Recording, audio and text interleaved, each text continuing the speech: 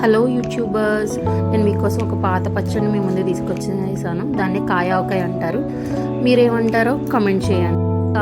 దీనికి కావాల్సిన పదార్థాలు: టెంక పట్టిన మామిడికాయలు, మెంతులు, పచ్చడి మిరపకాయలు అండ్ సాల్ట్.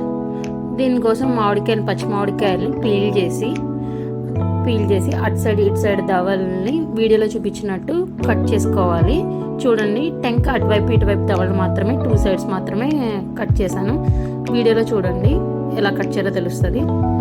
కడాయిలో నూనె తీసుకొని ఎండుమిరపకాయలు, ఉప్పు, మెంతులు వేసుకొని ఇలా కొంచెం వేగించుకోవాలి. వేగించుకున్న దాన్ని మిక్సీ పట్టుకున్న మెంతి పొడి ఏదైతే ఉందో అది మనం పీల్ చేసుకొని దవలు కట్ చేసుకున్న మామిడికాయల్లోకి ఇలా స్టఫ్ చేసుకోవాలి. వీడియోలో చూపించినట్టు మామిడికాయ అటు సైడ్ ఇటు సైడ్ దవల్లోకి ఈ పొడినంతా స్టఫ్ చేసుకోవాలి.